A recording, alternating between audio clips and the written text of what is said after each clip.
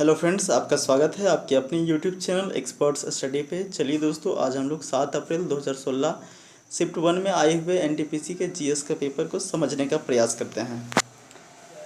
पहला प्रश्न है, जिंक का उच्चतम स्रोत है अष्टभुज।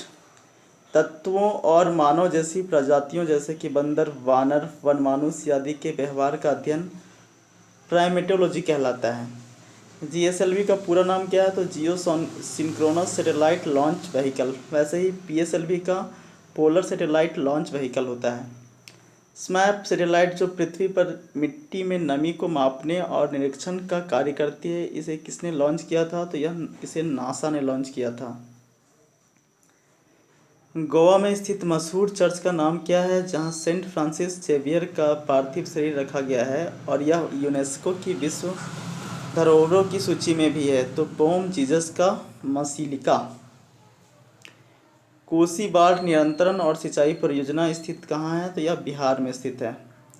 विश्वविद्यालय अनुदान आयोग यूजीसी ने विश्व का सबसे बड़ा मानक भाषा पोर्टल परियोजना का शुभारंभ किया है? तो यह भारतवासी। अंटार्कटिका में ओजोन छिद्र किस मौसम में स्पष्ट रूप से दिखाई देता है? तो यह भीषण गर्मी में स्पष्ट रूप से दिखाई देता है। वायुमंडल में ओजोन को मापने के लिए यूवी स्पेक्ट्रोफोटोमीटर किसने विकसित किया? तो प्रोफेसर जीएमबी डॉप्सन ने की थी। नाट्यशास्त्र एक पुस्तक भारत के शास्त्रीय नृत्य पर किसके द्वारा लिखी गई है? तो भरत मुनि के द्वारा लिखी गई है बुक। अंग्रेजी ईस्ट इंडिया कंपनी को किस और नाम से भी जाना जाता है? तो जॉन कंपनी के नाम से जाना जाता है। सबसे तेज मेमोरी है register. A brief history of 7 killing के लिए कल्पना में बेहतरीन काम के लिए 2015 में मैन बुकर पुरस्कार के विजेता कौन थे? तो मौलाना जेम्स थे।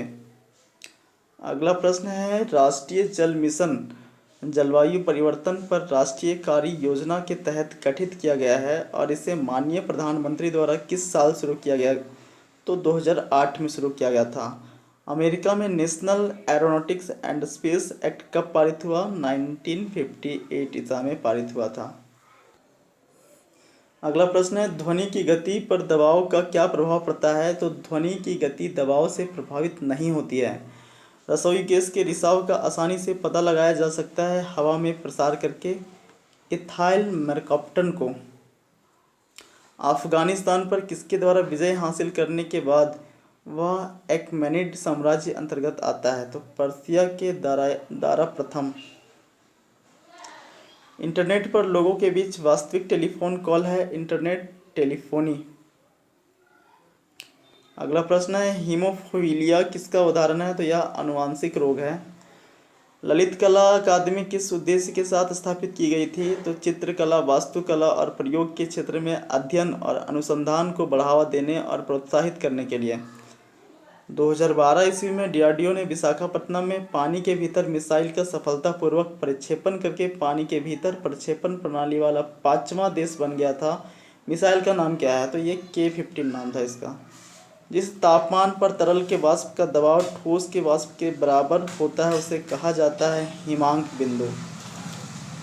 फल चमगादड़ किस रोग के रोगाणुओं के प्राकृतिक पोषक है? तो यह इबोला बुखार के पोषक हैं।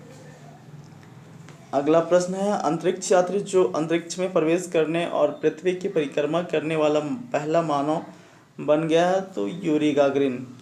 एक व्यक्ति लिफ्ट के अंदर वजन पैमाने पर खड़ा है और लिफ्ट ऊपर की ओर तेजी से चलना शुरू कर देती है तो पैमाना वजन अधिक दिखलाएगा। पुस्तक to the brink and back India's 1991 story के लेखक कौन है? तो जयराम रमेश। अगला प्रश्न है, शब्द डॉग पैडल, स्नॉर्कलिंग, ग्लाइडिंग और टर्टल स्ट्रोक किस खेल के साथ जुड़े हुए हैं? तो यह तैराकी के साथ जुड़ा हुआ है।